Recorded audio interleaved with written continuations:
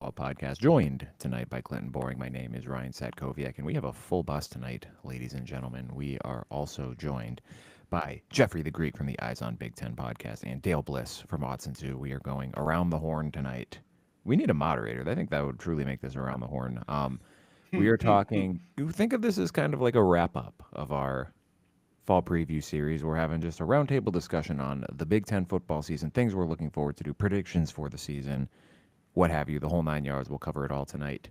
I'm excited for this. I've been looking forward to this since Clinton dreamed this idea up all of 12 days ago or whatever it's been. Should be fun tonight. First and foremost, we'll go down the line alphabetically. Clinton, how are you tonight? I'm doing great, man. Quick sign out. I'm extra great tonight. My beautiful, lovely wife is a two-time cancer survivor. Most recently Woo! of Oh 2021, wow. 2022. Not recent, but 2021, 2022. So she has to get she has to get a scan Yeah. every 6 months to make sure she's clear. So Ryan, I sent you that Snapchat of the nothing bundt cake tonight because we were celebrating her scan being clear again. So props to her. So extra special night to hang out with you Congratulations. guys, and we got a Yeah. clean scan today. So it's a wonderful night in the boring household. Dale, That- no pressure, but how are you tonight? I can't even come close to that. We're doing great out here. We just went on a vacation, and it's great to be back with college football just 9 days away. Absolutely. Technically. Nah. Yeah, Two. We're on the eve. are. I see Jeff agrees with me. Jeff, how are you tonight, sir? I'm doing great. I just want to warn all the people we're recording with, all the listeners. I hope you are well grounded, have rubber soled shoes, because when my hot takes are coming tonight, they're going to electrify you. So get ready. Love it. I don't know. Listen. I wrote some stuff down. I put some thought into this. Sometimes you just go by the seat of your pants. I'm like, no, there's no way. Tonight we're putting some thought into this one. We're uncorking everything tonight. It is going to be crazy. It is going to be wild. And as always, when it's crazy and wild, it's going to be a lot of fun. I don't know. I guess we can introduce with a little bit of breaking news tonight. I guess it's not breaking at this point, and by the time you listen to this podcast, it will not be breaking. But the Big Ten officially bullied the SEC into going full 9 conference game schedule, and I love About the time. the caveat in the release that felt like a shot across the bow at Indiana, saying, "And all of our member institutions will be required to play one game against a quality Power Four conference opponent as well." So we're going to level bit of a level playing field. So this is going to be kind of interesting to see how this kind of impacts playoff expansion, if there is playoff expansion, or how the playoff field will kind of matriculate moving forward. Does anyone have any notable hot takes or opinions or things they would like to add to that? I'll go for. Oh, go ahead, Jeff. I didn't see your hand. Well, this has been like of all the things that have driven people nuts. For me, my personal one is: can I just get uniformity?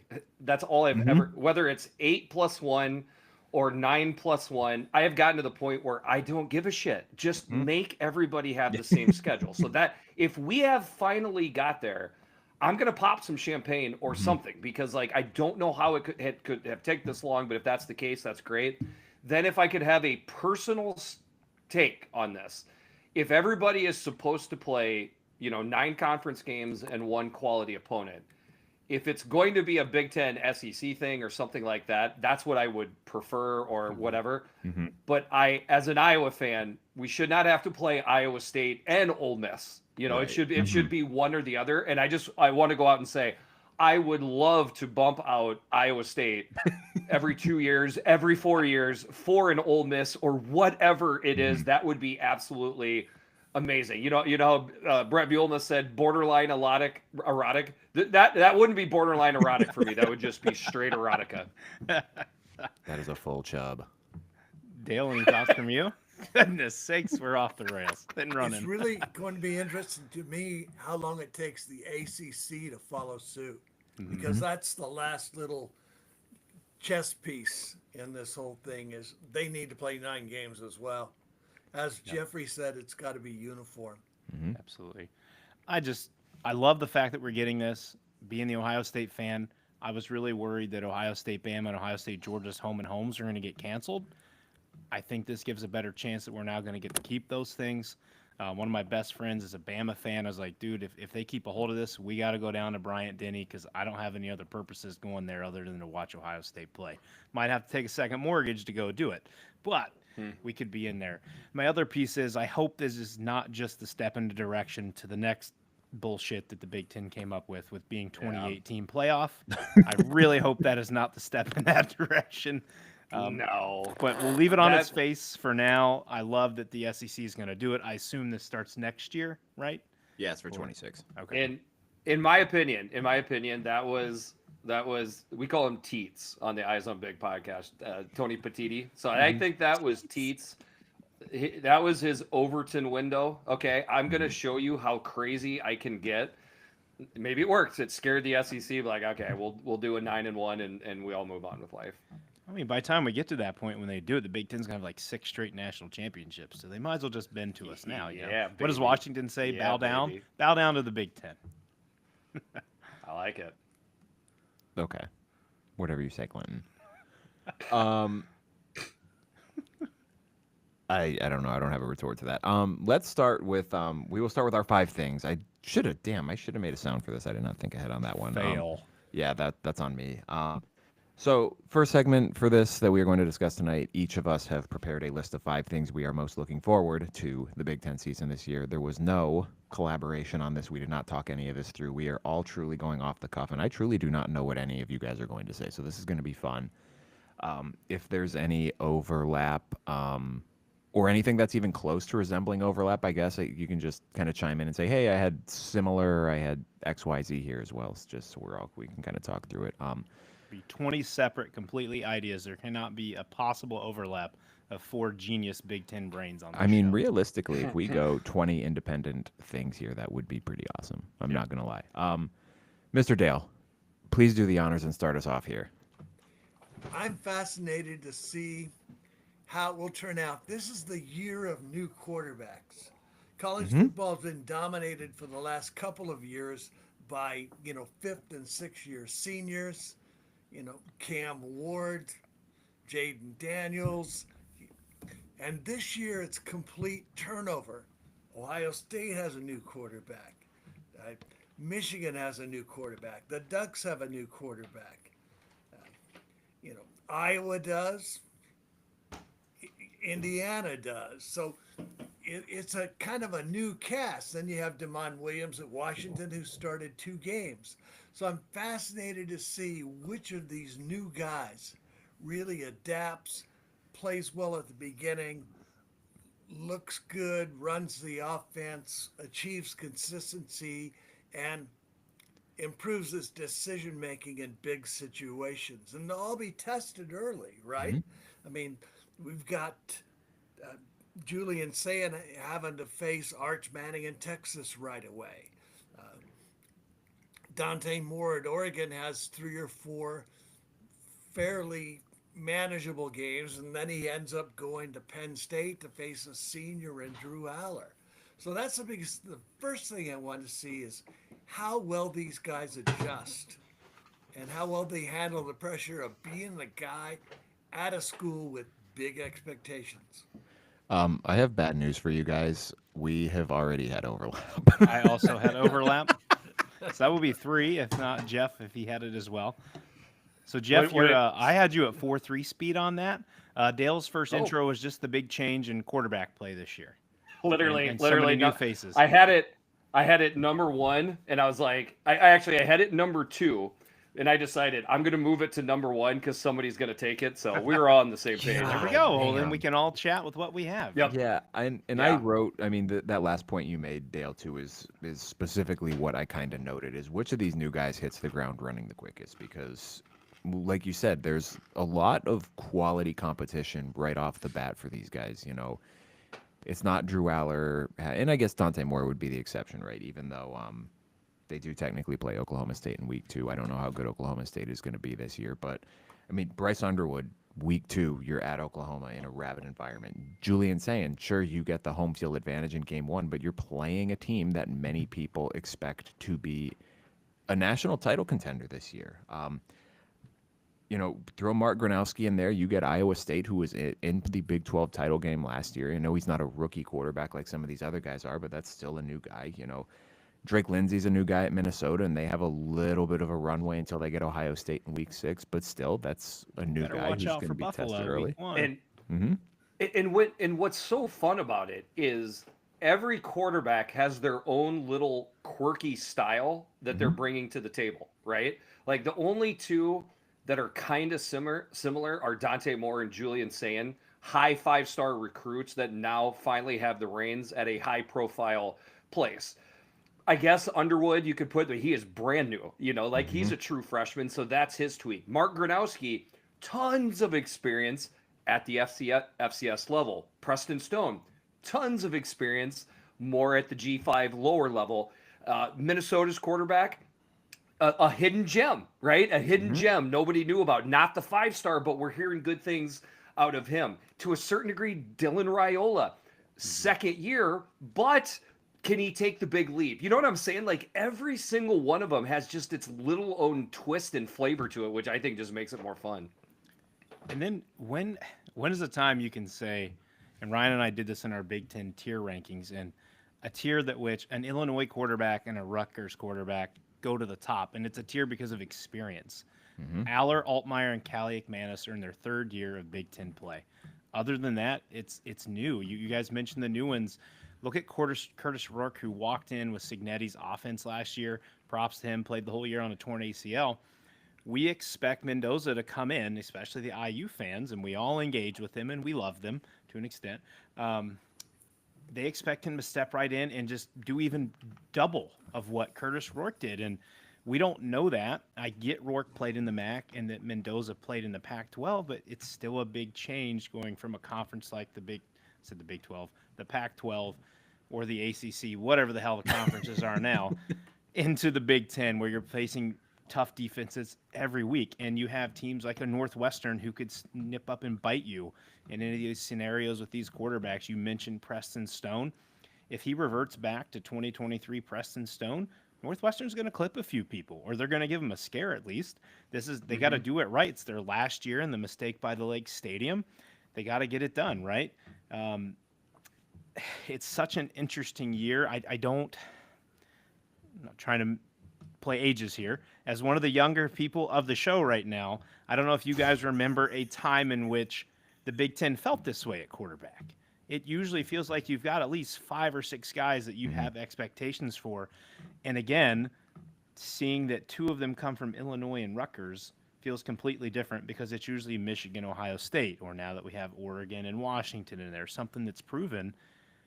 But I think it also, it adds a different flavor, a different spin, something more fun to this for all of us to watch and to enjoy, and watch these guys grow from week 1 to week 14, or however many regular season weeks we have now.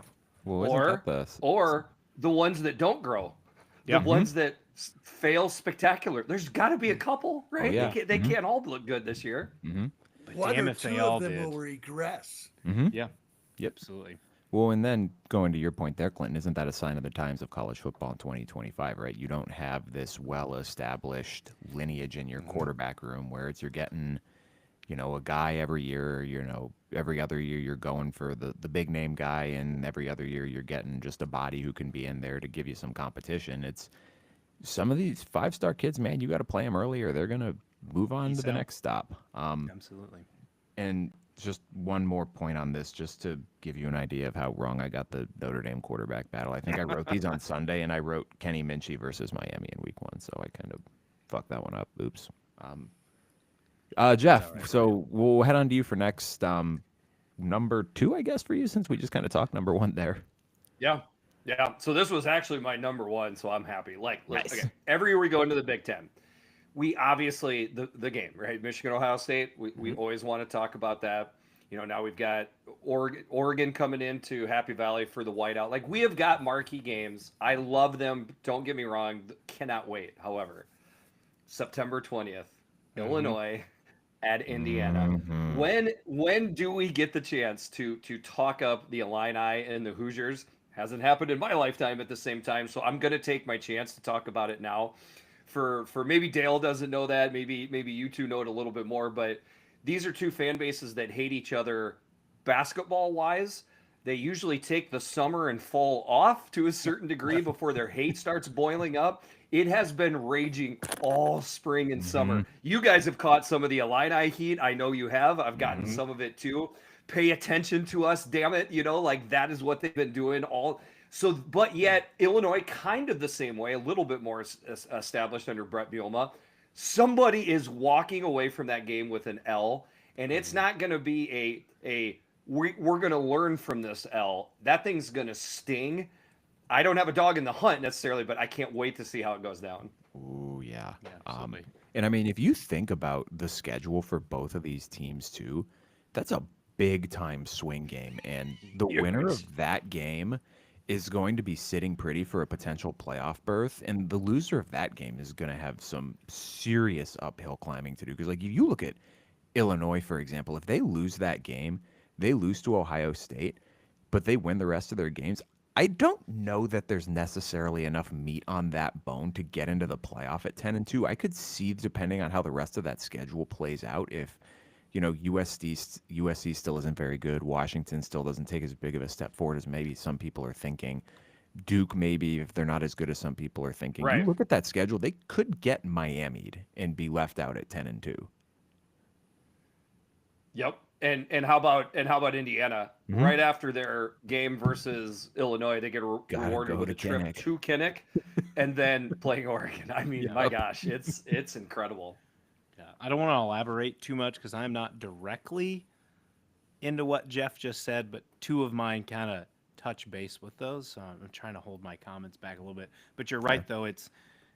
I can't remember a time in my life where I was so jacked to watch the Illinois Fighting Illini and Indiana Hoosiers play a football game.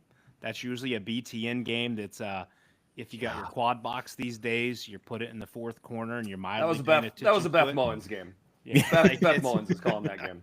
Yep. And then now the Rock has been sold out, I believe, for a month for this game per the IU interactions we've had. These people are ready to go.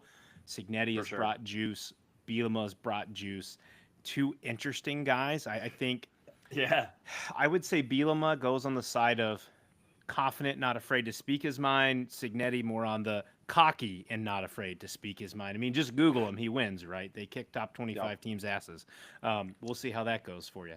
But anyways, monster matchup. I cannot wait. I don't want to rush the first few weeks of college football by.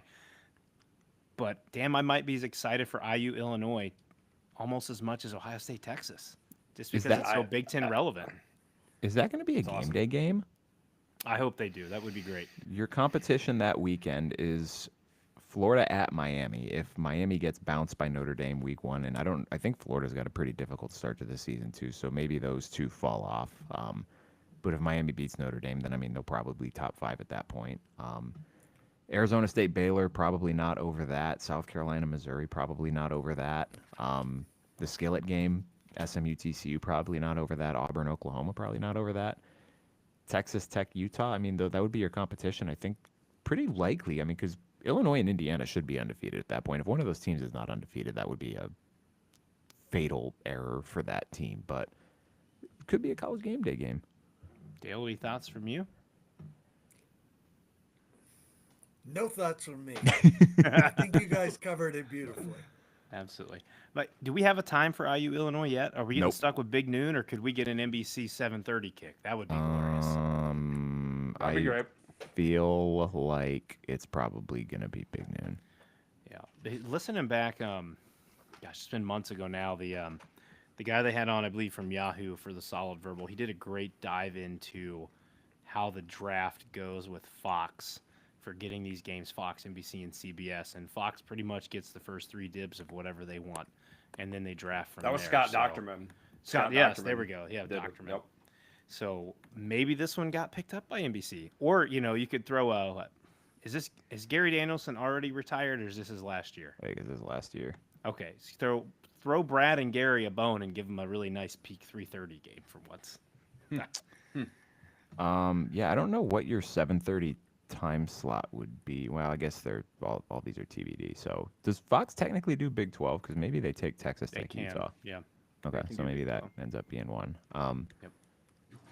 Okay, do you want me to go before you, Clint, or you Go want to right take ahead, this? Mr. Satkowiak. Okay, so my first thing that I have here is I know you're in agreement with this, Jeff. I know you're in agreement with this, Clinton. I can't remember if we talked about this the last couple of times we've had you on, Dale, but I think I personally expect that the Big Ten is going to be less top heavy in 2025, and there's going to be an improved middle class, whether that's the top teams coming back to the middle a little bit, or those middle teams improving a little bit. Maybe some of those teams in kind of that who were a little in that weird bowl eligible, not quite bowl eligible tier. Maybe they improve to the point where they're stealing a win against someone you don't necessarily expect. But the thing I'm interested in seeing this year is with that improved middle class and maybe a little bit of a lesser elite tier in the Big Ten.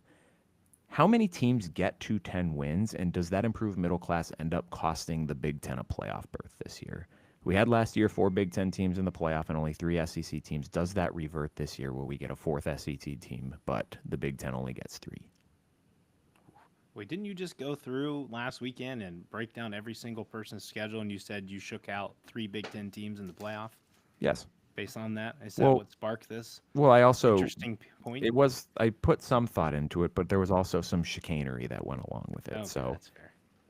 because we're not getting a chalk football season, right? Like you got to have some fun with it. Of It's not course. just it's that we can't just do some boring stuff. But I think I had Stay an tuned 11 for my for my big statements at the end because it'll build on what you just said. I can't wait. Yeah, I think I had an 11-1 team, 2 10-2 teams, 4 9-3 teams, and a host of 8-5 teams as well.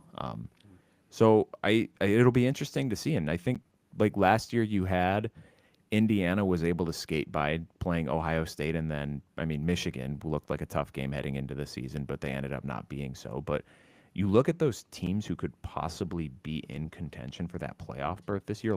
There's a lot of crossover between those teams. So if Ohio State's maybe, I don't think Ohio State will be quite as good as they were last year. Not to say that they won't be good at all this year, but maybe Oregon takes a little bit of a step back. I think Penn State should still be good, but Indiana should still be good. Illinois should be good. Iowa should be good. I expect Washington to be better. I think USC should probably be better than they were last year. So Look, there's not enough wins for everything that No, we there's just not. went through right there. yeah, so I think there's going to be a fan base or two that is going to be disappointed. Their team's going to have a great season. It's going to be really good. And they'll still be just on the outside looking in just because maybe they had one bad game. They're going to turn in the SEC and start arguing that 3 9-3 teams should be in the playoff over an 11-1 Big 12 team. Yeah, maybe this is the year it happens. Maybe there's some chaos in the SEC too, and you got a bunch of 9-3 teams that you got to make a decision about. Well, we have a window, right? Because we can lobby this year as a conference because we're playing a 9-game schedule, and the SEC isn't yet. That's true. So our schedules are tougher, right? Yeah. Bruce Feldman of Fox and the Athletic thinks that only 2 Big Ten teams will get in this year. Penn State and Ohio State. That's it. Nobody else. Holy cow. I think I would be shocked by that. Yeah, he thinks that Oregon is this year's Florida State and that they'll drop out of the top 10. 2-10 Oregon. You heard it here first. There's no way. That was a bad comparison for him because he still had Oregon 9-3 when he did his Yeah. So you can't say like you got to at least go down to like the 3 or 4 win line if you're going to compare him to Florida State. Right. So it was just a He poor kind of comparison. overextended that a little bit. Maybe like a Bama Ole Miss comparison. That'd be perfect, right? Well, I guess give Bama because Ole Miss has never made the playoff. So if you give the Bama comparison, you've won the SEC before, you've made the playoff. Tough year, 9-3. Could it happen for Oregon? Absolutely. Reading Dale's articles though, and when he attacks the trolls from Washington, I love it about how much success that Dan Lanning has had so far there. It's, I tried hard, and Ryan and I have not done our playoff prediction episode. Spoiler, coming on Monday. And I'm still in debate of what I want to do with Oregon because I see 3 tougher games, not to go on an Oregon side tangent, but to Dale's point, Dan Lanning has been so good, it's hard to bet against them in the games that they should win, especially when they're at home. And drawing Indiana at home, that game at Kinnick's going to be a tough test for them just to experience it. And that's another one I'm hoping we can swing at night, a 7:30, into the first quarter wave for Iowa. I think that would be fantastic. One thing that concerns me about Oregon's schedule is they travel 16,000 miles this year. Ooh. That's something like the third most in college football. Oof. And 5 of their opponents this season have a bye before the Oregon game. Oh, wow. So in terms of the schedule, it's tough. And you got to kind of gear up for it. You got to put on your pads and smack them twice before you go out on the field. Jeff, did you have something? I saw your finger go up there. No, when you were saying possible 7:30 kickoff game for Oregon and Kinnick, I was putting my hand up like, yes, that's what I would want to see Yeah, in that'd be that game, but fantastic. we'll see. Fantastic. Ryan, you got anything else on yours? No, man, give us your first one. All right, so my first one here, I'm going to go back to Indiana. And it's not just the fact that they're getting Illinois at home. It's just the general of, can Curt Cignetti prove that Indiana's for real and here to stay, and that they're not just a flash in the pan? He seems to always talk a big game, yet he whimpered against Ohio State and Notre Dame last year. Google him, he punts. You know, there's a step up in 2025 schedule difficulty. We've already talked about this. Illinois, September 20th. You're at Iowa, the 27th. You're at Oregon, the 11th. And then you're at Penn State, November 8th. I feel like if you're looking at the end of that 3-game stretch there, Illinois, Iowa, Oregon, you're going to know how for real this team is. Because if they have 3 losses, you're not getting in the playoff. It's done. No one is going to reward a 3-loss Indiana in the playoff. They just haven't been a big enough name for long enough. You've got to essentially come out of that. You better almost come out of that 2-1, if not 3-0, if they can somehow pull all 3 of those. But I think you need to be 2-1 because different offense. Indiana tends to be more explosive than Illinois was, but Illinois walked into Penn State last year with an expectation of a game, and they couldn't pull off anything. And then just the other key point to kind of on the side that Indiana can keep this going is what they bring back. You know, they got Waffle House out at wide receiver. You got Kamara, you got Fisher, you got Pons, you got Farrell. You brought in Mendoza. You brought in explosive running backs, not just Hemby, but BB Jr. or Babi Jr., however you want to pronounce that. They bolstered their trench depth, especially on the O-line, Pat Coogan, Khalil Benson, and Zen Mahalski. So they attacked where they needed to.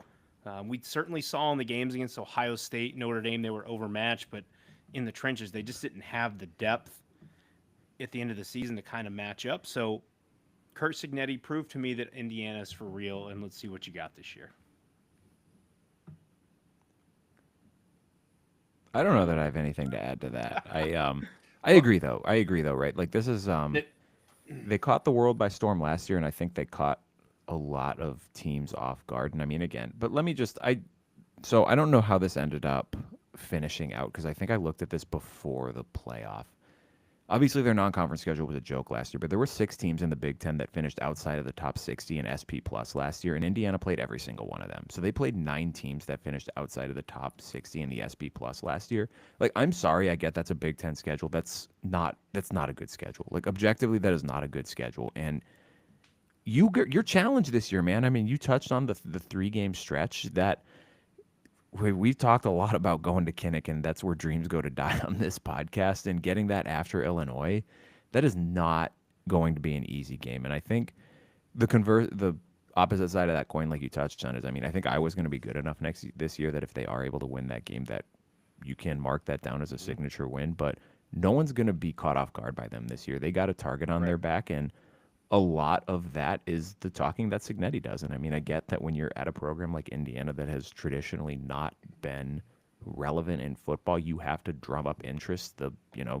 Any publicity is good publicity. Well, now you got to kind of start backing up that talk a little bit here too. The only thing I would say with playing the 6 teams outside the SB 60 or whatever, they dismantled. They did. Those They teams. beat So the you piss at least out of have to. If I'm an Indiana fan, listen to this. I want to at least say, Yes. it means something when you beat them that bad. Yes. Then the other interesting thing for me for Indiana is I don't know if you guys get this feeling, but it's either will Indiana repeat what they did last year, which I guess means they have to go 11-1. Or will they go back to being the old Indiana Hoosiers? So those are my choices, right? 11-1 or 4-8. That's it. That's my. I feel pretty confident that it's going to be in between. Yeah, there's a the good real middle question ground. is, Right. The real question is, how many wins does Indiana have to get to keep the respect of the college football world? To me, 9 is hands down they did it again. With Yep. against this schedule, if they go 9-3, that is a phenomenal year. I would even say 8-4 proves that Signetti is doing work yet again. But you know what I mean? It's somewhere in there. That to me is the most interesting thing with the Hoosiers. Dale? I think part of the reason Signetti talks so tough, part of it is, of course, his personality. But beyond that, I think he's trying to create an identity for his team and change the narrative about Indiana and change the way Indiana fans think about their team. That said, I think on the plus side, I think Mendoza is going to be really effective in that offense. He's really good at the RPOs. He's accurate. He's tough. He hangs in there. Maybe has a better passing arm than Curtis Rourke. So I think he will have an outstanding year for them.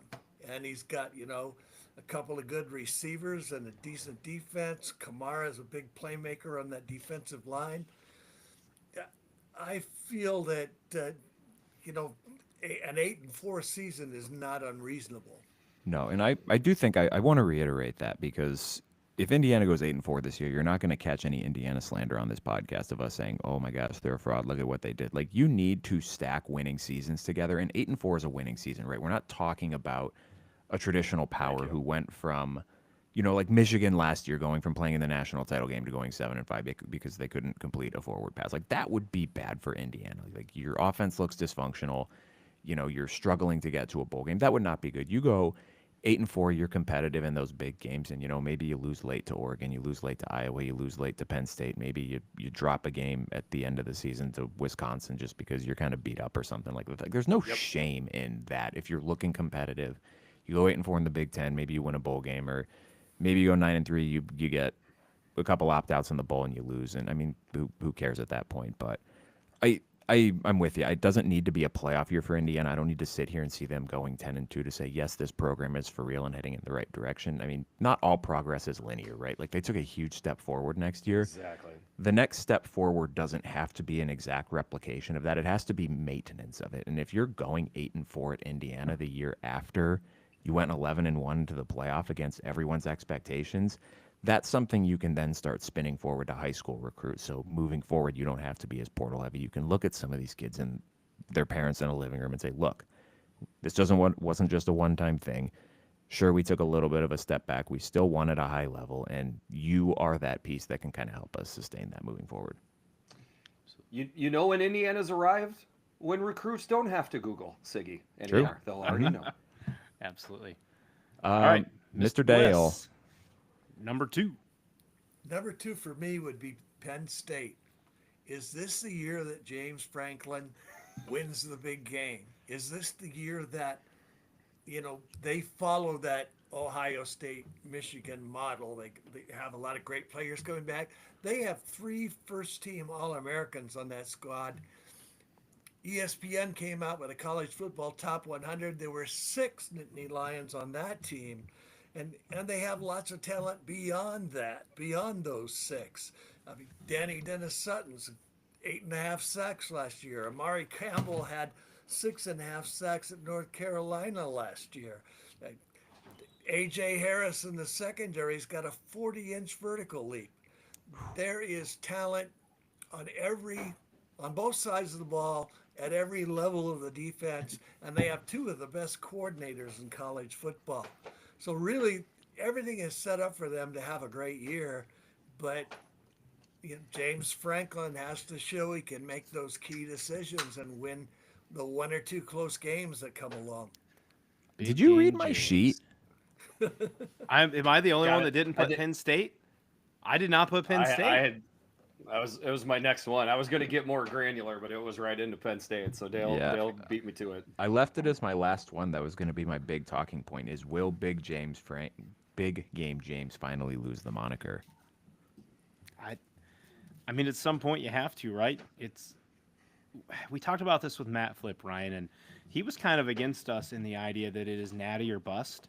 And, if they make the semifinal again or they make the title game and they lose it, Well, he said they had to win something, right? Like he didn't say it's, not natty or bust. He said, yeah, can you beat Ohio State? Can you win a Big Ten title? Can you get to a national title game? Like it's not this all or nothing for them this year because I don't know that Penn State has, especially in the 21st century, has been this.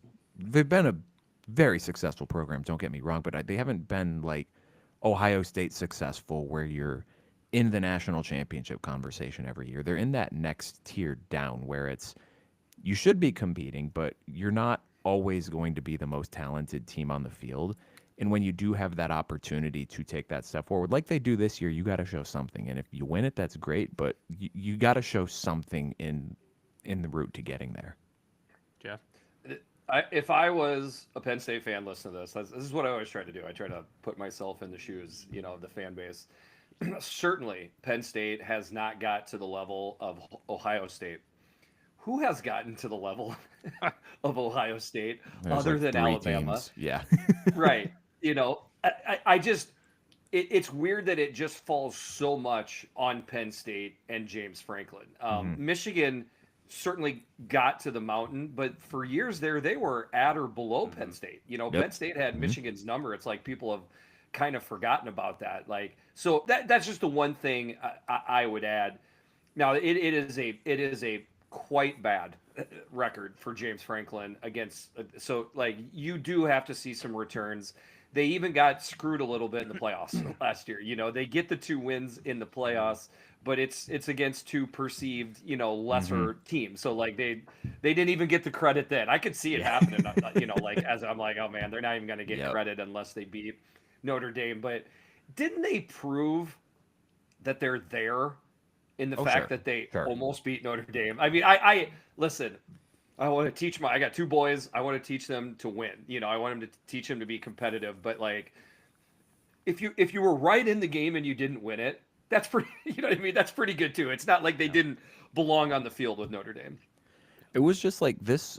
The 2024 Penn State season created the perfect firestorm on the internet of you're just not changing anyone's opinion one way or the other, right? Because if you're a Penn State fan, you look at that, and it was an objectively good season, right? I think we can all agree on that. I mean, you make it to the Big Ten title game. Never mind how you got there because Ohio State shit their pants the last week of the regular season. You still got there. You showed out well in that game, even though you lost.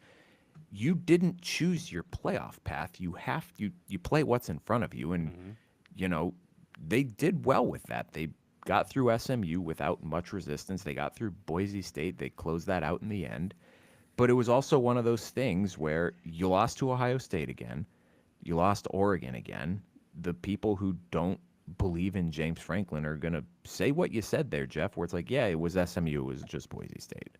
And then you get a team in Notre Dame. And I mean, they should have won that game in the first half. You can make the argument that if Penn State was a legitimately great football team, they would have put Notre Dame away in the first half when Notre Dame couldn't stop shooting themselves in the foot. And they didn't. They let them in the game.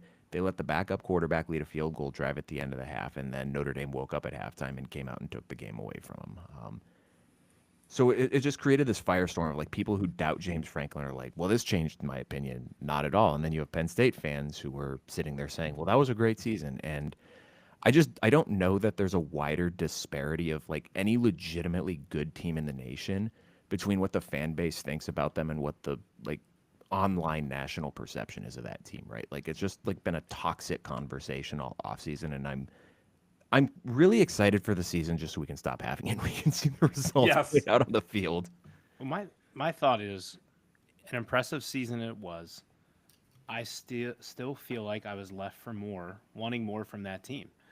As you said, if they were where they should have been, they should have put Notre Dame away. Notre Dame shouldn't have been in the national championship if Penn State can execute what they need to in the second half. And does some of that come off of James Franklin a little bit and more on Drew Aller and a little better decision making and the next step forward? As nice as he was in the Oregon game, I was there in person. He made some great throws, but there's still times, and this is one that Matt Flipp brought up with us. His footwork's not great. He's still not, I don't think, elite with the downfield balls. Again, he doesn't have a lot of receiver help to help him with that at times. There's no Tyler Warren this year. We're trusting 3 transfer wide receivers who may be somewhat proven in other places. But if you're going to lean on The receiver in was Ross from Troy. Dante Cephas gives me flashbacks back to that. He did nothing.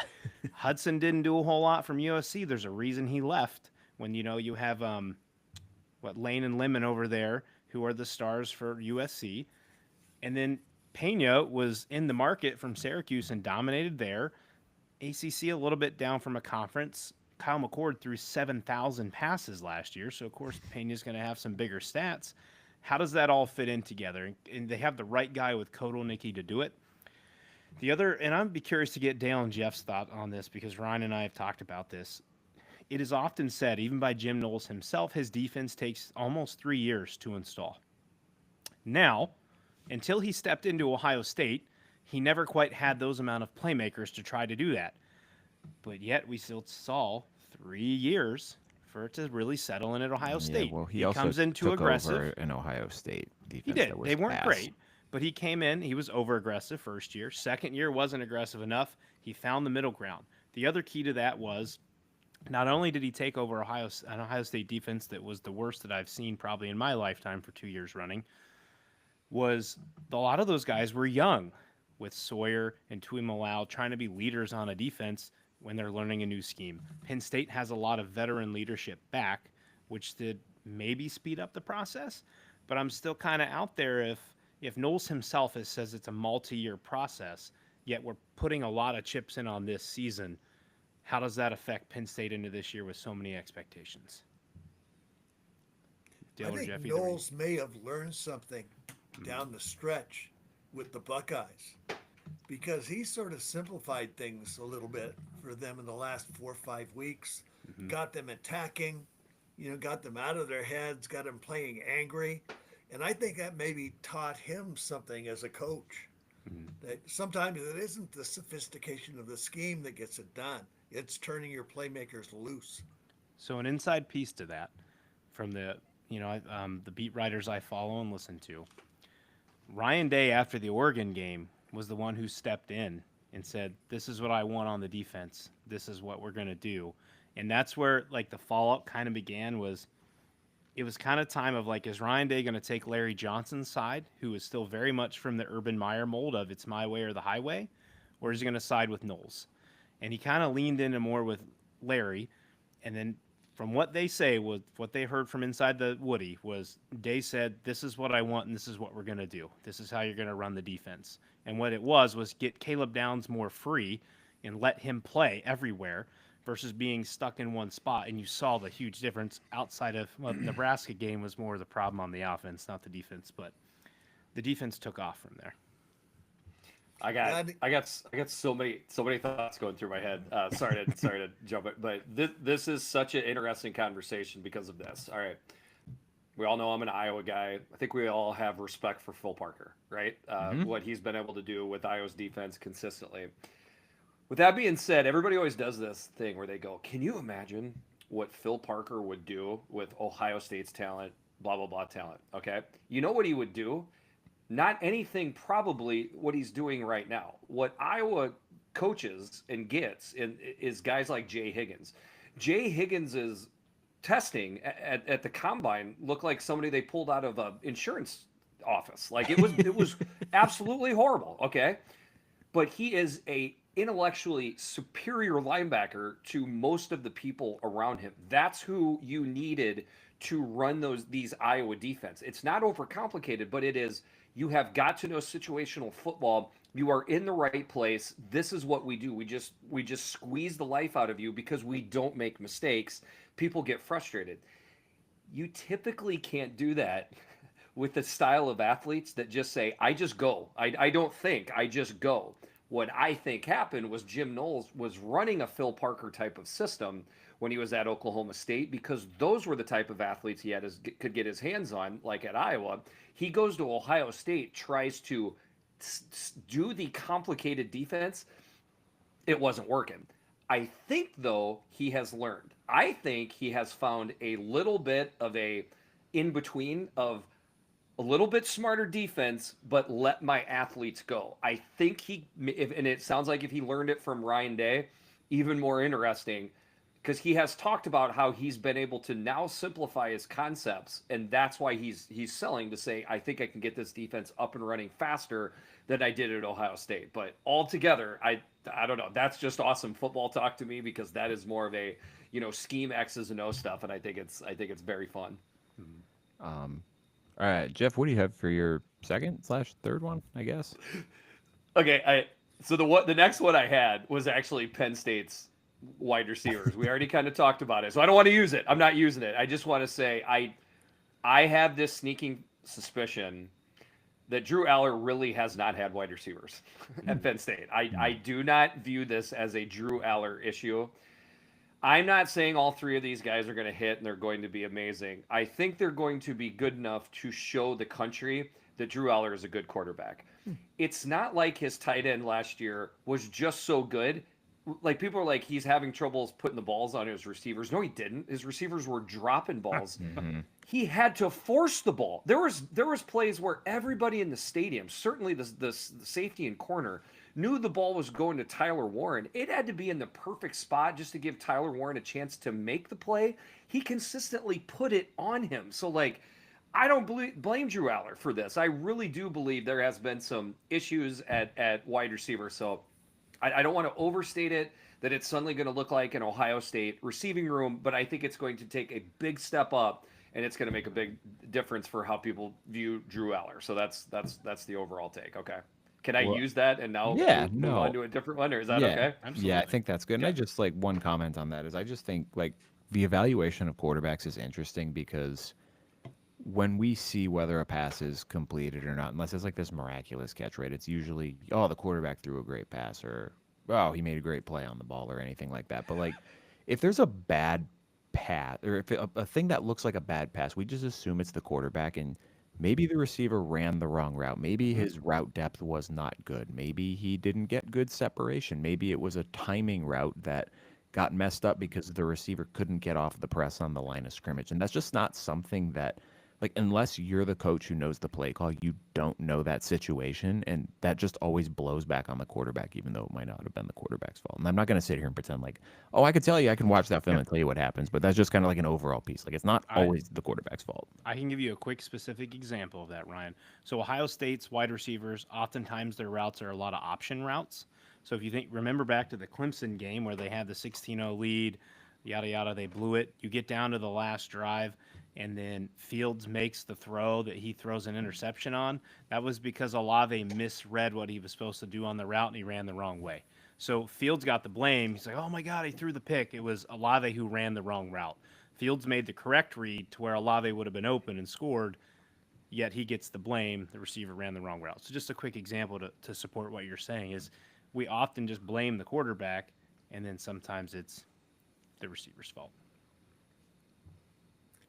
Coach Elnicki has a scheme challenge because Pena and Ross and Hudson are all good, talented receivers, but all three of them are kind of inside guys. Mm-hmm. He doesn't really have the big flanker type that can run the fade down the sideline. Hudson probably comes the closest to that, but that'll be something that they'll have to work through. Is it's kind of a little bit mismatched. Absolutely. Okay, you go to your third point there, Jeff. All right. This might be more in Dale's avenue here. It might rile him up a little bit too. We will see. But so we're gonna go to the West Coast. I'm going to exclude Oregon's defensive line, but then I'm going to put a spotlight on each of the O and D lines left over on all of the West Coast teams, because none of the O and D lines on any of those West Coast teams really blew me away last year. How much of that has been addressed? Will it look better? USC's offensive line looks like a combination of a MASH unit and the fourth grade team that I'm coaching right now. It looks that bad. UCLA, we don't know what have. I mean, the only thing we know is that Nico's there. I haven't heard anything out of either of their O and D lines.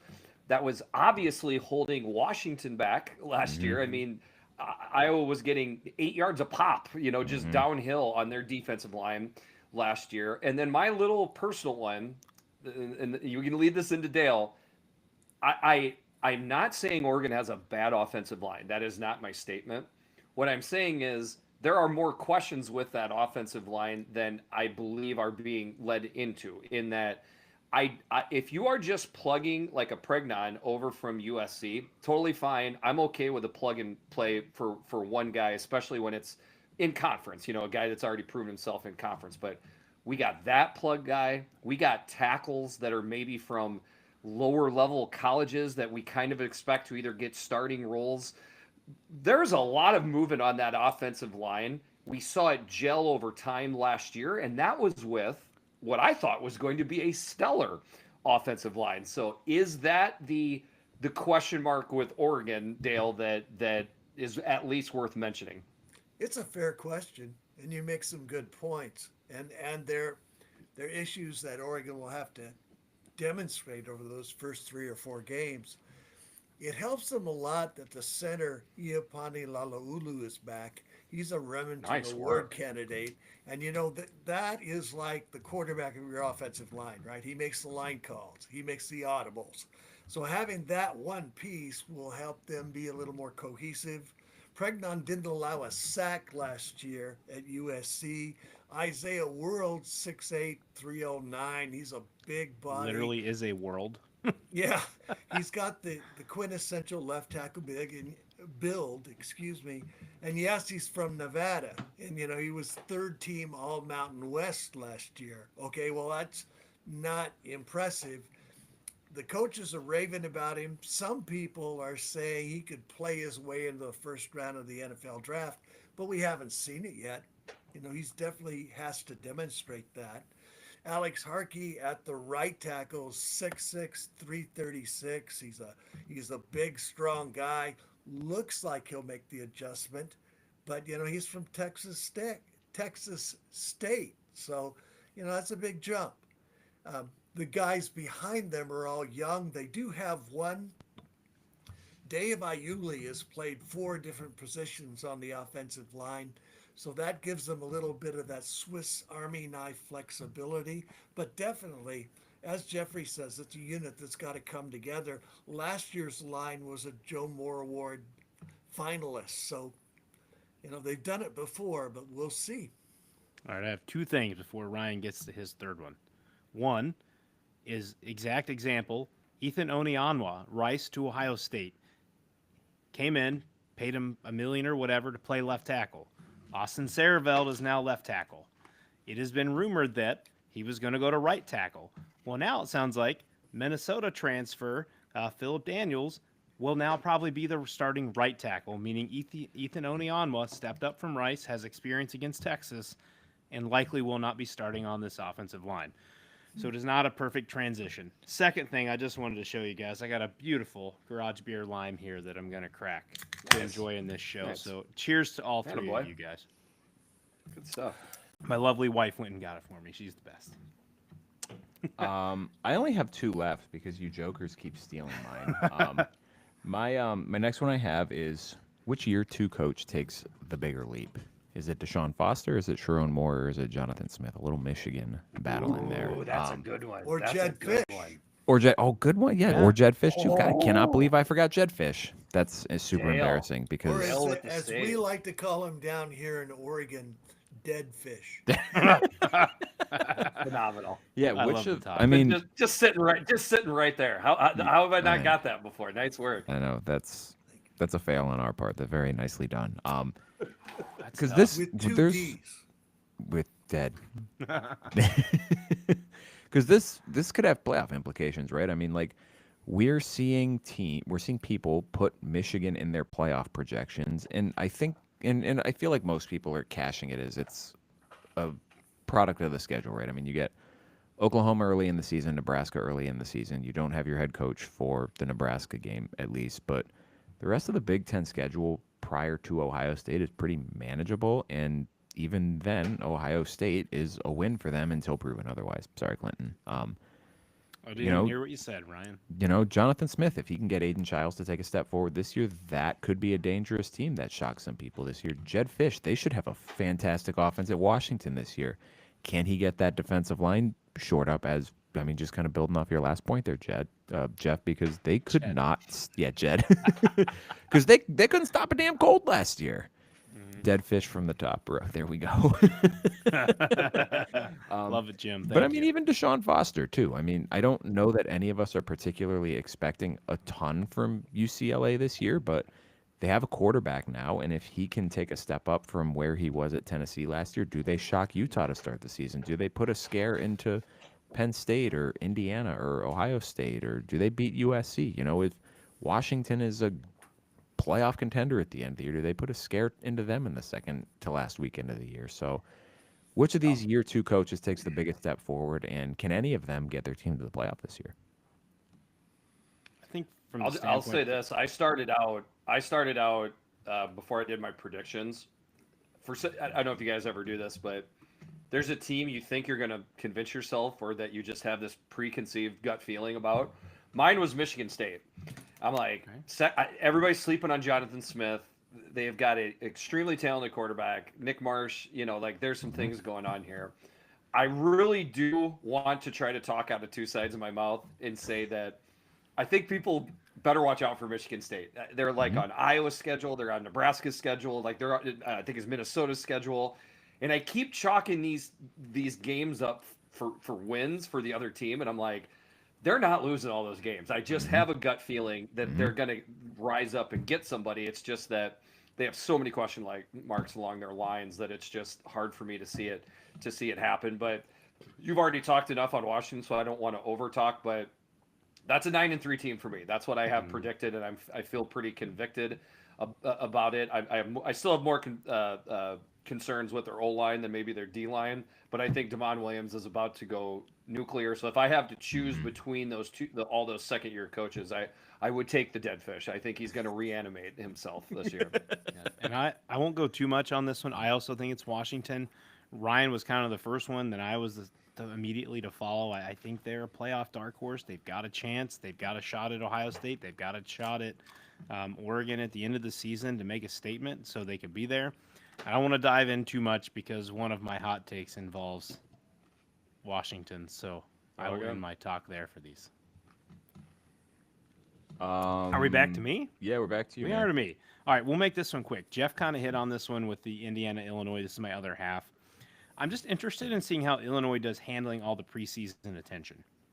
It has pretty much been going on since the end of February. College football season wrapped up. We had a few weeks. We had the Super Bowl. We had the whatever life of a Pro Bowl is anymore, garbage. Everyone was planting them as a top 10 to 20 team. They have 16 starters back, but their top wide receivers are gone. Yes, I know many Illinois fans have told me what they've brought in, but again, Franklin and Bryant were pretty damn elite last year. Their lead running back's gone. He's now starting for Georgia, or at least will be in the Georgia rotation. And their defensive line generated minimal pass rush in 2024. They showed no life against Oregon or Penn State last year. They got smoked, by Minnesota. They had to go to overtime to beat a hapless Purdue team, arguably the worst team, maybe outside of Kent State, in all of college football last year. And then we had Sonny Verma from Locked On Illinois on. So I hit him back up. I was like, Sonny, you've been a long-time Illinois fan. Has there ever been a time since you've been following this team that they've had this type of preseason attention? And his answer was no. He said, we've been close 2 years ago coming off the 8 wins. Excuse me. And then the year they had Zook took them to the Rose Bowl. It was close, he said, but we have never had attention like this. And the one bit of feedback I got, we live for Big Ten Saturday podcast, the guys who run that, some comments from them and the Illinois fans is that Brett Bielema is an elite coach and he'll be okay to lead this. I'm like, that's fine, but as an overall program, that's a lot to hold on, a program that's never had this type of attention. So my biggest interest, Illinois, how do you handle all this attention? And can you follow up? It was a phenomenal season last year with what I feel like, and then Jeff, you're on the show with Kurt, an Illinois guy. Like I feel like a lot of their expectations are 10-2 in the playoff. I've had Illinois fans tell me 8-4, 9-3 is not acceptable. It's a bad season. I'm like, why is that a bad season? You lived forever at 4 to 6 wins like Indiana. How is that a bad season? So now Kurt is not one of them. He's a proud curmudgeon. So he just does not view the world through a positive lens like that. He has Illinois at, it was either 8-4 or 9-3. Yeah. And he has been the one all season that has pointed out the coin flip games, they needed heads. They got heads in all but one of those coin flip games. For the teams that live on the margins, Illinois has won, Iowa, Minnesota. It is hard to do that 2 years in a row. I don't know why, but it is just a statistical thing that it is tough to see that. So that's what gave me pause and got me to have Illinois. I have them predicted at 8-4. And then the other thing, this should have no effect, but it does. Like historically, they have never been able to win 10 games 2 years in a row in the history of their football program. So like, it shouldn't weigh in, but it weighed into my brain. Absolutely. Ryan or Tom. Dale? Go ahead, Dale. Okay, what are we doing? Is this? Did a you new have some topic input or- on? Oh, I was just going to say, Tom Fornelli is going crazy about he's a big Illinois guy, but just the burden of expectations, and this is a Yeah. level of expectation they haven't had since Dick Butkus was there, so they're really having some trouble dealing with all that. Got a senior quarterback back, so. But 8-4, 9-3 is about where I'd put them. No, absolutely. I think we'd be Dale. This is number 4, maybe number Yeah. 5 for you, How many- depending on how much Yeah, overlap. how many do we've you had. guys have left? Because I only have one left. My list has really been decimated by all the keen observations made by this panel. But Listen, there's one great thing that minds. I wonder about. Okay, the SEC has made the historic move to go to 9 conference games. And in a lot of our conversation tonight, we're talking about teams and the great disparity in schedules, right? Mhm. I mean, Michigan's got a cakewalk through this thing. Illinois and Indiana have some real challenges. Oregon has to travel 16,000 miles.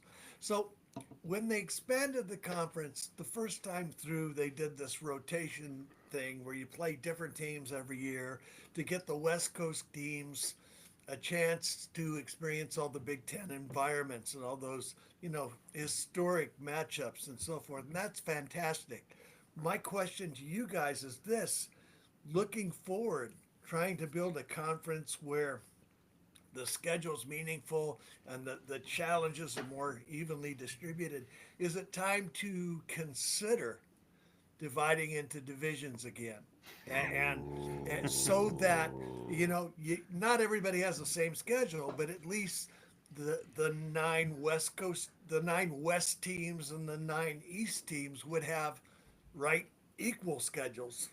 So what I'm hearing is we split the Big Ten into 2 leagues, and we can call them the Pac-10 and the Big Ten. Okay, you caught me. It all goes full circle. It's a circle of life. Yep. I like that, but I worry then.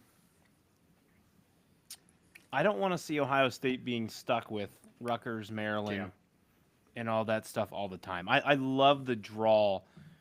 And yes, the mileage is tough, and we're still working it all out. And I've been on this train that in 10 years we're going to have 2 super conferences anyways. I hope I'm wrong, but that's talk for another day.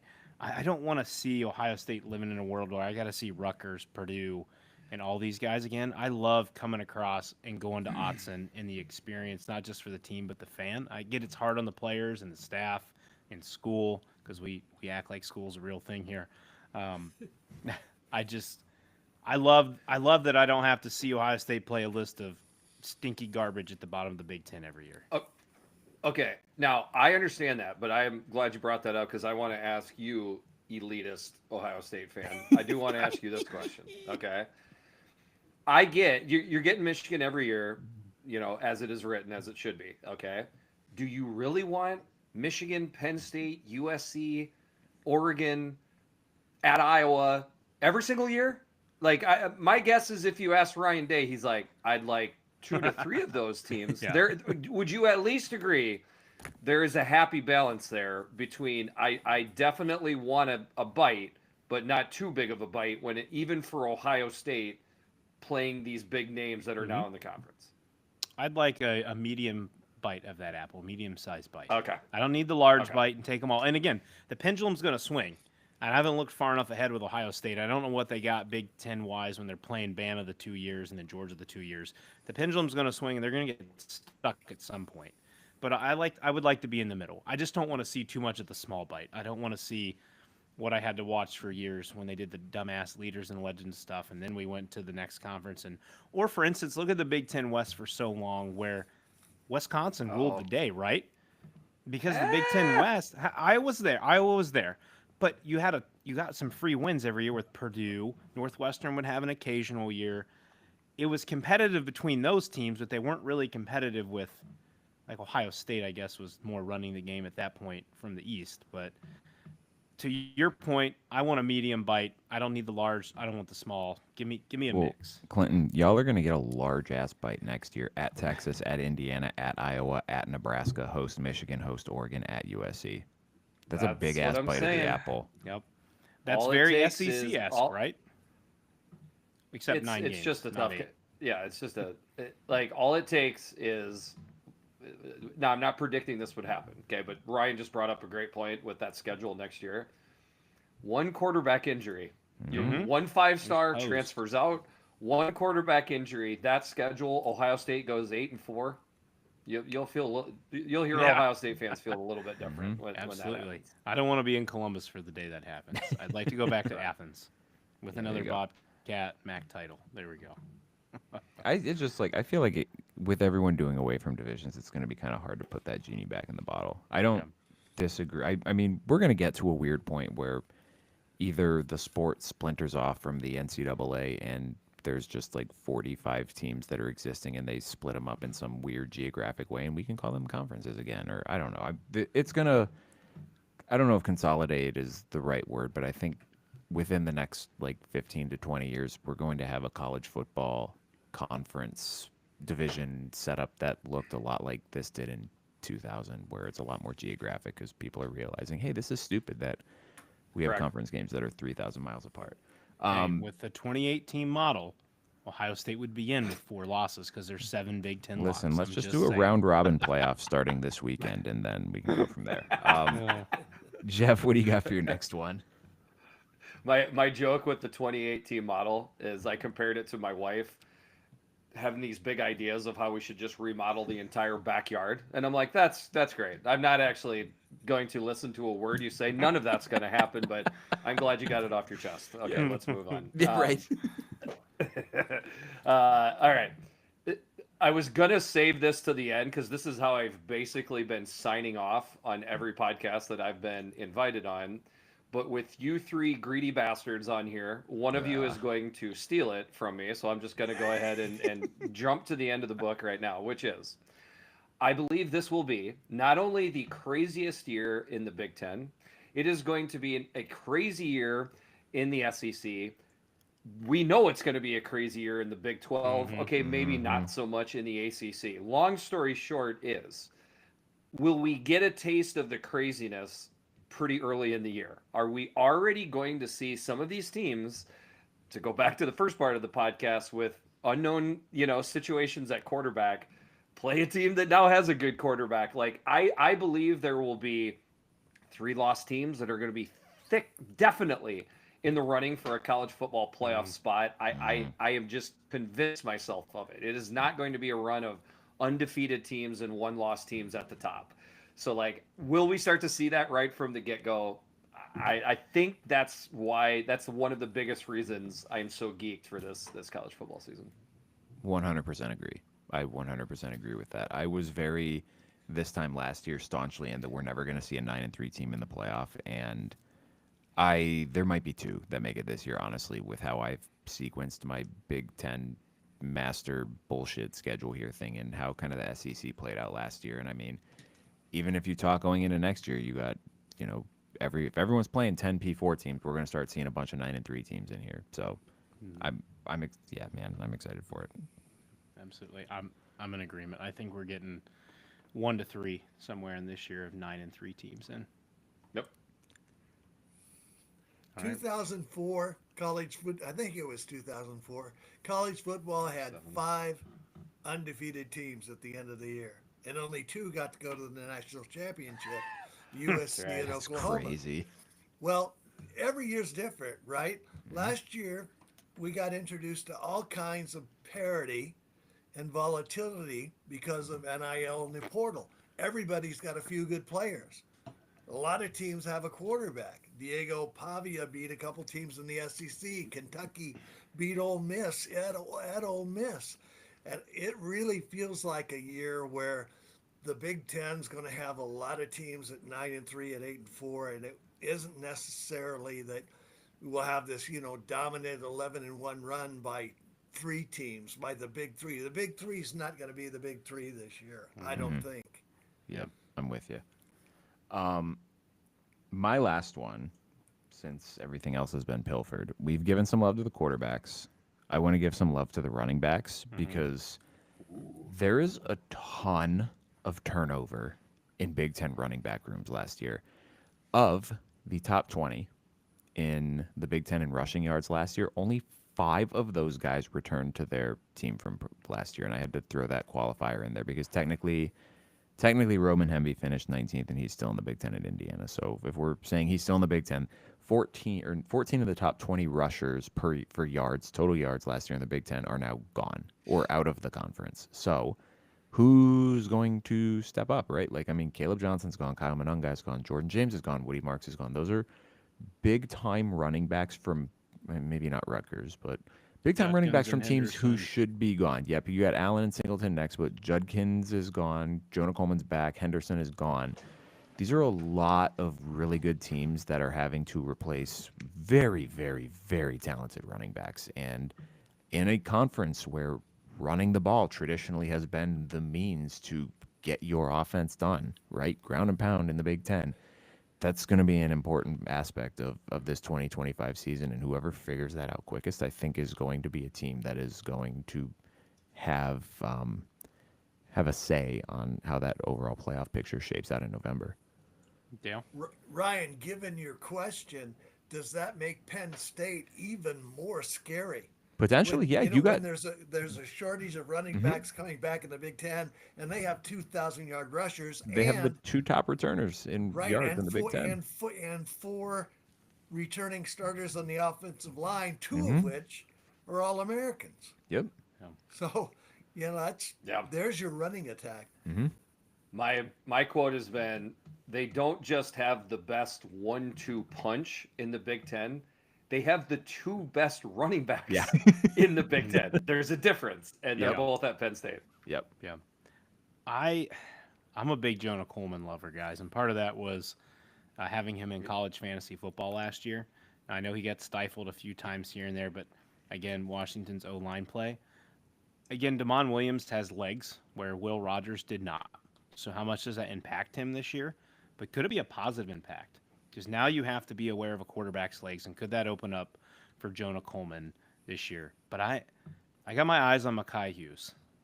I am curious with the step up and fitting into Oregon's offense. What does he look like, and could he help steal the show if Dante Moore takes a little bit of time, or maybe Dante Moore doesn't quite get to where we think he's going to be? Can Mekhi Hughes lead the Ducks back into the playoff this year? And I'd like to add that the Doak Walker people lost a lot of respect from me by putting 3 USC running backs on the Doak Walker award list when one of them couldn't hack it at Iowa State. He went to a G5. Now he's at USC on the Doak Walker, a guy from the NAIA. He was going against Iowa Western the last time we saw him play. And another guy that has got like 28 career carries at USC. They all wind up on Doak Walker behind that offensive line. I'll shut up now, but my gosh, that's the weirdest thing. Yeah, hey, I saw a Trojan debate last week on Twitter that they are running back you. Don't argue with them. Oh boy. They are an amazing running back. Historic. I'm not taking that away from him. I'm just talking right now. Yeah, absolutely. This goes to me. Not walking through that door. Yeah, right. Absolutely. Well, you guys have kind of hit on. I made 6. You guys have kind of hit on 2 of my remaining, so I'll wrap up with the final. The 2 that I had was a little bit general talk about Nico and the impact he'll have at UCLA. We kind of touched on that a little bit. My other one was Michigan State in year 2 under Jonathan Smith with Aiden Childs. We touched there. So we can't go without talking about the bottom feeders. So of the Big Ten doormat teams, who has the better season this year? I want to know. Maryland, Purdue, or Northwestern? Oh, All boy. 3 have got new quarterbacks. All 3 have tough schedules. I believe only Purdue and Northwestern play. I think Maryland misses both of them. But looking at Purdue, they had to replace, 59 players? They only brought back Devin Mockabee. But they have a really good coach in Barry Odom who turned around UNLV pretty quick and got them to, I believe, the most winning season in program history last year. Which team do you guys think of the doormat has the better season this year? Don't answer too fast, guys. Hands down literally- Northwestern. Hands down I Northwestern. think, that's Purdue's interesting just because I literally have no idea what they're going to be, but they also play It's a brutal like schedule. 6 Brutal. really freaking good teams, and I think that by the time they get to mid-October, they might just be a shell at that point. You know, a funny thing I think will help Northwestern this year. Preston Stone he'll win some games with his legs, or at least make them more interesting with his legs. The other thing is they're playing this 18,000 seat soccer stadium down by the lake. Well, that's going to be weird for teams. They're going to have to create their own juice. You know, it's a really easy environment for the road team to come in and be flat. Oregon plays Northwestern at 9:30 a.m. in the morning Pacific time. Oh, my God. So that's a little nuts. You're playing in this 18,000 seat soccer my stadium at 9:30 a.m. in the morning, probably on the Big Ten network. That's a recipe for just coming in flat. No, Dale, it's a big noon game. Oh, is it? It's a big noon game. Oh, I my gosh. apologize. I bet Joel and Gus are going to be Oh, so my thrilled to God. have that one. Oh, yeah. Well, Gus will be at his usual volume. Yes. But absolutely. you know, I just hope the Ducks are. Yeah, absolutely. Absolutely. All right, Dale, that would yeah, be do you back guys to got you any for left? Do you guys have any left, Jeff or Dale? All right. Ryan and I are both out. I have a question. Fire away. Who's going to be the more dynamic and dangerous? They're both mobile quarterbacks who can throw the ball well. Mark Gronowski or Damon Williams? You got Gronowski's the more proven, although it's at the FCS. I think Damon might be the maybe better overall perceived talent, but unproven. Wow, that's tough. I'm an Iowa guy. I think it's Devon. I don't think. I mean, I really am excited for Mark Gronowski. Don't get me wrong. Demond, the way Jed Fish has been talking. I mean, boy, has he been confident with his quarterback. So that is woven into every part of that offense. Jed Fish loves to dial himself up some shots. Okay, Iowa is going to grind you down. Let's get you into manageable downs. So just the system alone is going to favor Damon. So I'm going Damon Williams. I think I'm on Damon too. I'm kind of in this era or the mind of Jesus. Get your words right. In the mind of Fish with Fafita at Arizona, and they're a little bit different style of quarterback, but just how much progression Fafita had, and then you saw how much Fafita in Arizona kind of stepped back last year. I think we have a dead fish effect with Damon Williams this year, and I think I would go Damon Williams. Also, he has Denzel Boston, which helps a lot. Absolutely, and Jonah Coleman to lean on in the front game. That's Don't forget gotta- Amari Evans from Yeah. Penn State for the burner. Yeah, So that's got to be one of the better three-headed monsters in the country. Yep, Yeah. agreed. absolutely. Jeff, do you have last one more? one for you. I think I'll save mine for the big splashy finish. All right. All right. So let's go predictions. We have 3 predictions each. Let's each go down the line. So Dale, give me your 3. Jeff, give me your 3. I'll give 3, and then Clinton will give 3. Oh, you guys are all going to be so good. Mine are going to suck ass. Anyways, go ahead. Well, you said you want to go last. I know. That's on you. That's what the last name boring.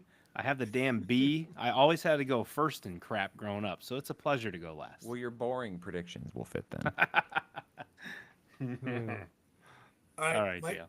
first of all, let me say I just hate predictions because we all like to think that we know what's going to happen. We all slot the teams into these nice little tiers.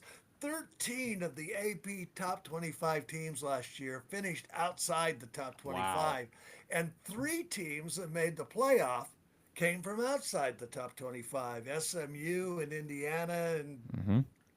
Arizona State. Arizona State was finished last, finished to pick last in the Big 12. They end up winning the whole thing. So, we all think that we have it dialed in, and we can predict how these games are going to go, but they're going to be close games. They're going to Yes, be, sir. you know, surprising guys who come through and play great that we don't know about yet. And that always happens. And then there are teams like Minnesota, which we haven't talked about much, but they run the football well, they play tough. PJ Fleck has a way of getting them pumped up for games. They're 6-0 in bowls. So, they're a dangerous opponent for people. So we always like to say we know what's going on, and we make these predictions with so much confidence, but so much of the time we're just flat wrong. Yep. But my first prediction is that Dante Moore is going to benefit from the Will Stein car wash, and he will come through and be a much, much better player than he showed at UCLA as a freshman. That's not a true reflection of his upside. He's got arm talent. He's a leader. He's more athletic than people think. First, when Bo Nix was a sophomore at Auburn, he completed 59% of his passes, threw for 2,400 yards with 12 TDs and 7 interceptions. First year at Oregon, he throws for, I had it in front of me a second ago, and now it's gone. Junior year at Oregon, 71.9% completions, 3,593 yards, 29 TDs, 7 interceptions. That's how much better he was in the Oregon system, with the Oregon talent around him, and with that emphasis that Stein and his predecessor Kenny Dillingham have on getting the easy yards, on taking what the defense giving them. And I really feel like Dante Moore is going to take a huge leap forward, and a lot of the doubts about him as the Oregon quarterback, by week 4, they'll be gone. Nice. What do you got for number 2? Number 2, a big question for the Oregon defense is at linebacker. They've got to find a running mate for Bryce Betcher. Betcher had 94 tackles last year. He's a pretty dependable guy. But Devin Jackson's been hurt. He was hurt for part of fall camp. The 2 guys behind him are redshirt freshmen. So that's Oregon's biggest concern, I think, is at that second linebacker spot. And to win games in the Big Ten, you've got to be able to stop the run. So that's not really a prediction. My prediction is that that's the problem they have to solve going forward. And number 3, I think that we're going to see some coaches on the hot seat this year. I think the Maryland coach is in a lot of trouble.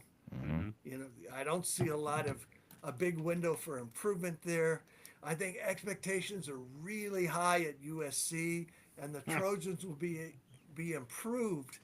But unless they're a playoff team, there's going to be a high level of disappointment there. So those are 2 situations that I'm watching really closely, and I think we'll lose a coach in the Big Ten by week 7. Oh, I like that Nice. one. That's a Dale, good if one I to could end on. pull my inner Lee Corso that you guys will have to wait on for your USC comment. Not so fast, my Oh friend. boy. We'll get there. All right, Jeff. All right, what do you Jeff. got for your 3? How about this for a segue? Oh, Listen boy. to my first prediction. This will be Lee Corso's last game that he will be doing as on game day. I just read an article today on The Athletic. We all have seen the decline in Lee. It's been tough to watch, but yet for especially us guys of a certain age, that was college game day, for the longest time. The article was great. It was basically all of his colleagues just reminiscing over the fun things that he's done over the years. It was a really good article, and it finally dawned on me. My prediction is, Clinton, do you know the first headgear that he put on at the very first time he ever did it? It was Brutus the Buckeye. So he will bookend his something like 240 predictions he's done. He will put the Brutus headgear on for his first and his last one. He will predict Ohio State to beat Texas. Book it. I guarantee like that's that going to one. happen. They're going to make Quick they're side gonna note: make we've it been happen. laughing at work. He's gonna end up. He's supposed to pick the Ohio State Texas game. He's actually gonna accidentally gonna pick Notre Dame. Oh, That was not my thought. That was my Poorly. coworkers. I love Poorly. Lee. All right, That's Jeff, back to you. cynical. He's just I know great. they're dicks. They listen All to the right. show too. I hope they hear that. we were all in this nice little fun-loving trust tree, and then Clinton just took a hacksaw to it and just pushed it over. But Yeah, anyways, that's, that's I'm how pressing that my goes. around the Okay. horn mute button on you. That would be. All right, the Big Ten plays 10 games out of conference versus the SEC, Big 12, and the ACC. They will go 8-2 I in like those that one. games versus those three conferences. So you can book that one right there. I like And then that. this one we kind of danced around all podcasts, but I'll go ahead and throw it out there. Out of Penn State, Oregon, and Ohio State, at least one of those teams will finish with 3 losses or more, but will still make the college football playoffs. Ooh, okay. Oh, nice. Okay. So That's, basically 9-3. yeah. One of those teams is going 9-3, but we'll still get into the playoffs. I think that's a good transition to what was going to be my third prediction because I thought this was going to be super spicy. The Big Ten, well, I guess it is a little spicy, not the exact same as yours. I say the Big Ten will only get 3 playoff teams, and 2 of the 4 playoff participants from last year will not make it. So the one's going to be probably Indiana, and then one of Ohio State, Oregon, or Penn State will miss. Spoiler alert, I think it's Ohio State. That's now the second straight podcast I've said that on. I'm just trying to needle you, Clinton. I have so I like to do a little more general on these because I'm really shitty at like specific predictions, and I don't think it's as fun because if you're just laughably wrong, then what's the fun in that? Let's at least try to get a concept right. I have somebody in the Big Ten, not from Oregon, Penn State, or Ohio State, will be the offensive player of the year. Don't know who. Could be Fernando Oh. Mendoza. Could be Luke Altmaier, Jonah That's Coleman, a good Damon one. Williams, Mark Gronowski, Kamari Moulton, one of these guys, but not from That's one a of the big good one. 3. And the last one I have, someone who won 6 or fewer regular season games a year ago will win 9+ games this season. The 2 teams I'm specifically looking at are Nebraska and Washington. I thought you were gonna say Wisconsin. No. Oh, if Wisconsin goes 9-3 this year, put them in the damn playoff. That's not a joke, right? You're not No, joking. absolutely. No, if they go 9-3, they put should them be in the playoff. college They football should playoff. be in the Okay. damn Yeah. playoff. Because hopefully We one can of put those Florida wins in is at Alabama. 9-3 too. Yeah. Yeah. Oh God. Yeah. Yep. Mhm. Absolutely. Okay, for Nebraska or Washington to achieve that goal, they've got to win a pivotal game with USC, right? Mm-hmm. Oh, well, that's a great segue, Dale. Okay. My first bold Ooh. prediction hot take: USC and the mighty Trojans. Ryan Abraham, when he talked to us about their offensive line, I wasn't high on USC, and I'm even worse now. USC will falter again in year 2 in the Big Ten, finishing 7-5 overall. But all of their losses will come within the conference, meaning they beat Notre Dame and Clinton, South there's Bend. a 0% chance that they win in South Bend. Notre Dame's gonna. What they did to Caleb Williams in 2013 is gonna look like child's Saying. play this year. It's not gonna happen. I will bet you $50 right now on this show that it's not going to happen. I'll We were give you the just a spread couple- too. Even if one of those 99-yard pick sixes just goes back for 50, we might have had a different game. That's last true. year, Ryan. I'm just saying. That's true. But See, that was that That also would be nice and spicy. Get my co-host in there a little bit on that that was one. good. He's I still mad from enjoyed the that. other day when I told him Ohio State was going 9-3. You know, Well, and Ryan took the shot, the Michigan Ohio State shot earlier in the pod. That's true. So I wonder if that prediction was off the side for Clinton. He's like, mother effer. I'm Yeah. gonna put that one back on the list now. All right, I'm gonna say it. He moved it up. yeah. Number 2 for me to play off Ryan's. Actually, we did not talk about this pre-show.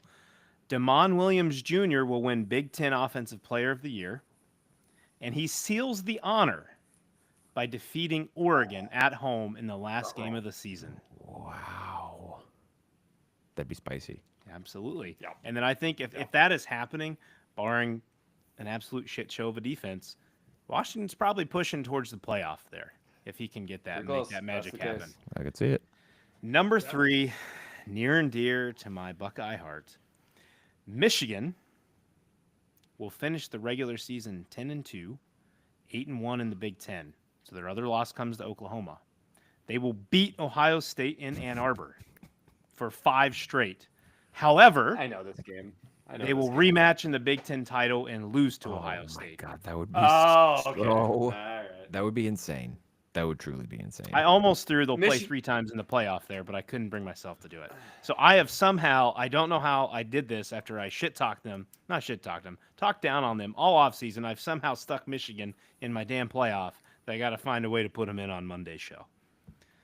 So I don't know what I did there, but it happened. I needed a third one today, and their schedule is garbage. So It's not a good I schedule. think they find a way to get in there.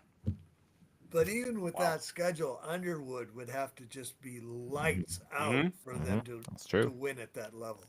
I mean, I guess they'd technically be 10-3. Would you hold them out if they went 10-3 after losing? No, the they Big showed title? last year they weren't going to punish. I agree. Especially if they beat Ohio State. I think You're 10-2 and you beat Ohio State, you'll probably be firmly in the top 5. I think Underwood just has to be pretty good Yeah. to get to 10-2. Like with that defense and special teams, Yep. as long as we can assume the offensive line gels. I have faith Yeah. in the running backs. I don't have quite as much faith in the Michigan offensive line. One last thing I can bring up. I'm sorry if this is You're good.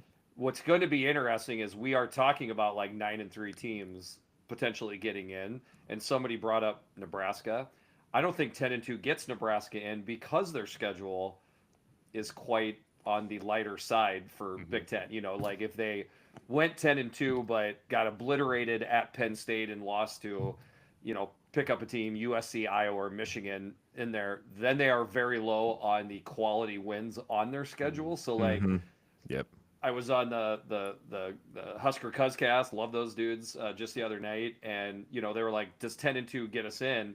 And I said no, but yet I think there could be teams with 9 wins that get in just to really tick off Husker fans because then it comes down on the schedule, you know, because of the quality of schedule. Like Indiana was on the line at 11-1.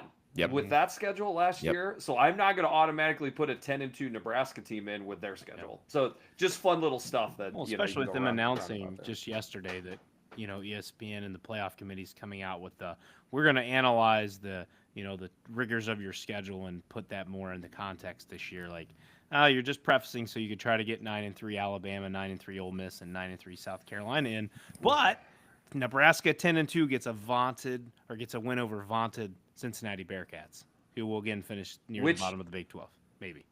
Which is why Teets has been trying to push to get the committee out of the situation. He wants it to be settled on the field. Freaking Stuart Mandel went nuts on this. He got his little panties in a bundle for weeks and weeks.